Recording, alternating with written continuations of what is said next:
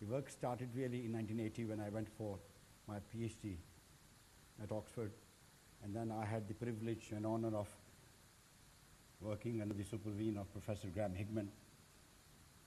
And whatever I have done so far in the field of group theory is no doubt due to Graham Higman's influence and help.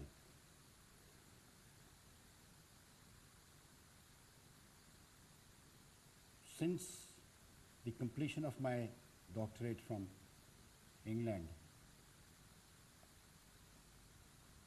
I have been working mainly in the field of group theory. I had some earlier work from my MPhil dissertation at Quaid-i-Azam University, which was written under the supervision of Professor Graham. But then, when I started working in group theory, it took me 3 years to understand it, and then soon after I returned, after having done PhD to Pakistan at Quaid-i-Azam University, I continued working for several years in producing some research. So I'm going to give you a brief survey of what I did so far. The purpose of this survey of my research is primarily this, that I want you to see that the research I've been doing is sequential. It has been not research per se, but research right from the beginning until now has been well connected with all the results that have been produced by me and my group.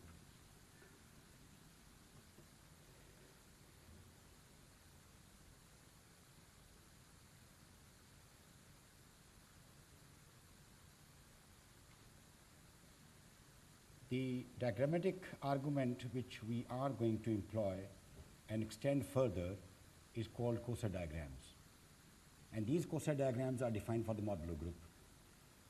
The aim is to study and evolve this way of argumentation and examine the actions of the modular group on several types of spaces, namely real projective line, rational projective line, real quadratic field, real quadratic irrational field, a class of numbers contained in a cyclic cubic extension of rationals, and projective lines over Galois fields.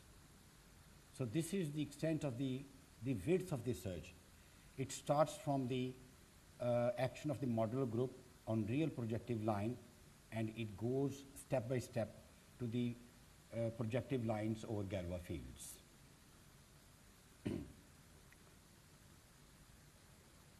As we all know, the modular group, which is commonly known as PSL2Z, where Z is the string of integers, has two generators, X and Y, and they satisfy the relations X squared is equal to Y3 is equal to 1.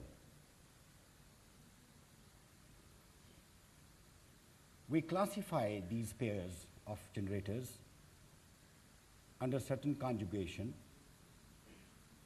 of course group theoretic conjugation, and see what kind of coset diagrams we would get. Ultimately, we shall find a condition that is a polynomial of finite degree in theta, which is r square upon delta, where r is the trace of the matrix X and delta is the determinant of the matrices XY. This matrix that I have called certain matrix is important, which I will let you know after some time, but of course during my talk. So this polynomial actually guarantees the existence of some fragments of coset diagrams, which are also very important. We will like to know when they exist and how they exist and what type of these fragments are.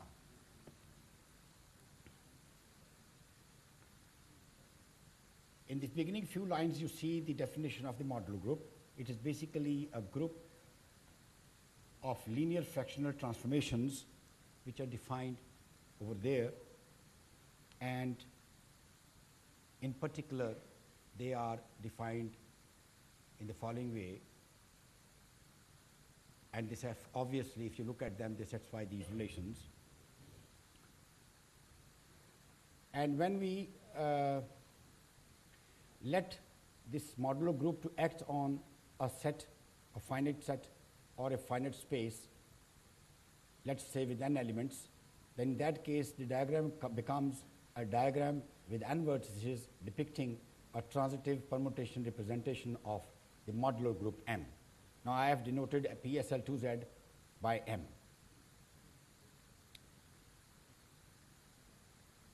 For sake of simplicity. Fixed points of x and y, if they exist, are denoted by heavy dots like this one,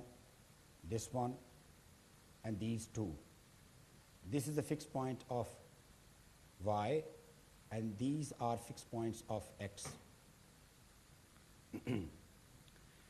The three cycles of y are presented by the three vertices of a triangle joined together in this way. So they form a triangle. And the edge between two vertices of two different triangles, or can be the same triangle, are representative of, these edges are representative of x.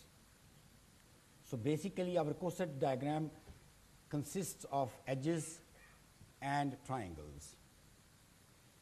In case of action of the modular group on a finite set, as you can see in this case, which has got 14 elements, that is 14 vertices, and if you label these 14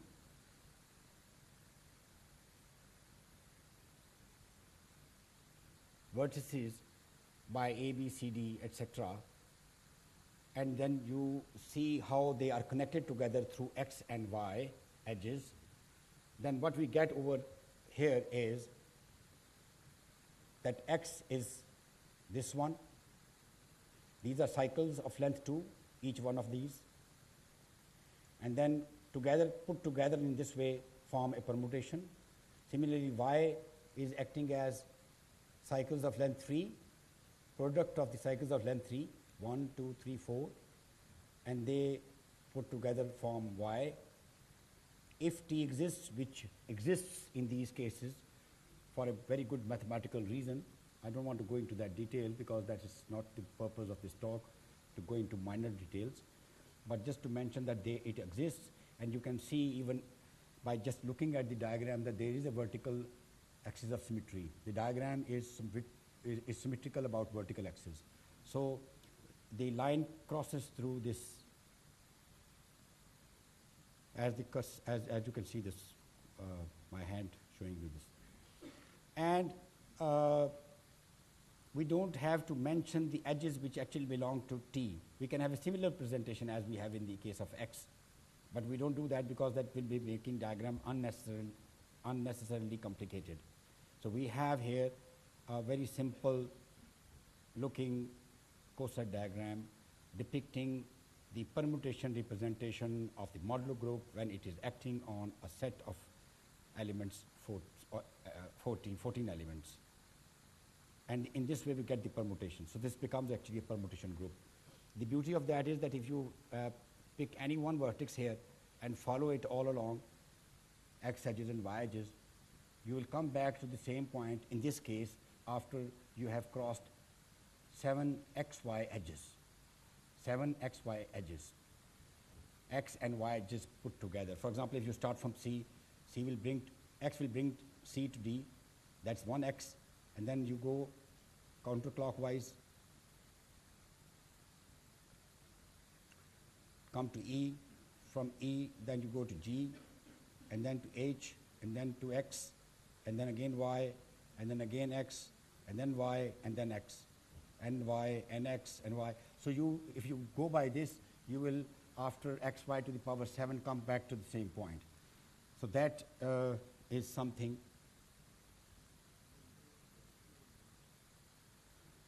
that emerges from the diagram. we do not know, this is a very important point I want to emphasize on. We do not know sometimes whether the diagram is going to behave like that or not. That depends upon the set or upon the space that the modular group is acting on, right?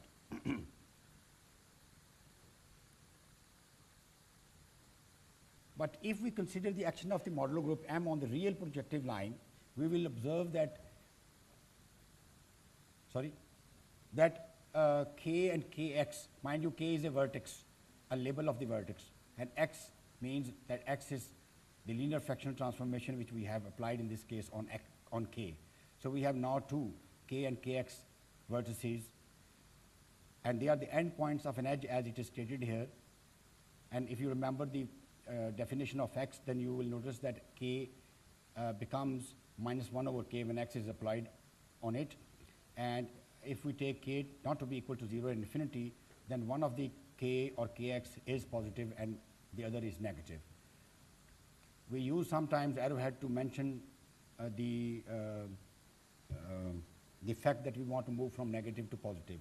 Although mathematically it doesn't make any difference. We can move from positive to negative, but for sake of convenience, we move from negative to positive. That makes things easier for us. And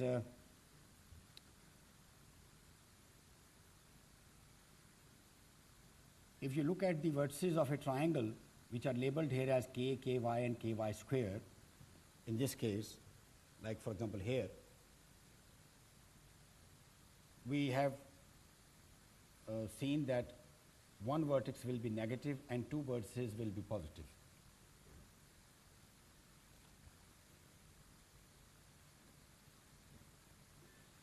When we are taking the case of rational line, in that case, of course, K is rational then, and that can be written in the form of minus A upon B. We write usually in the reduced form. We do not carry the factors of A and B, which are in common in both. So therefore, it is in some kind of reduced form. We start from there. We start with the negative vertex as we have agreed upon, and then we notice that in that case, if K is not equal to infinity and 0, because that's an exception, we can define a norm which is defined in the following way.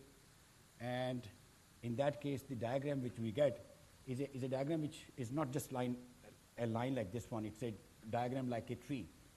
And we just follow from one vertex to another, negative to positive, keep on applying X and Y or Y square accordingly, and keep on moving, and we can go to any direction of the graph.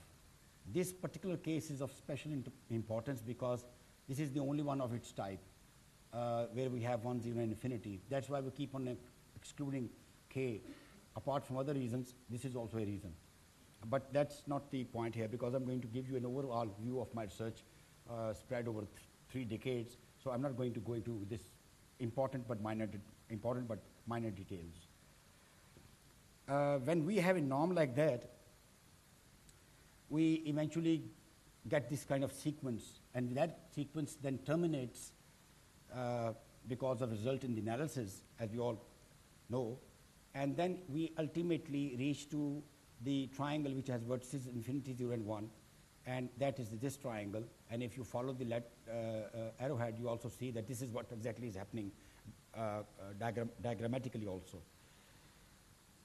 If we take any vertex, let us say Ki plus 1 in this diagram, which is any one of these, like if this is Ki, then this will be Ki plus 1, okay?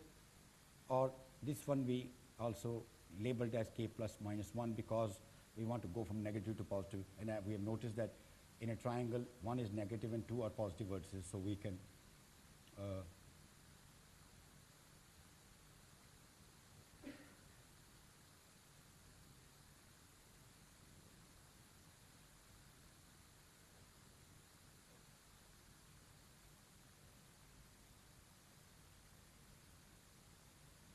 I'm right, 1 negative and 2 positive. So in that case, if we start from any vertex and use X and Y or Y square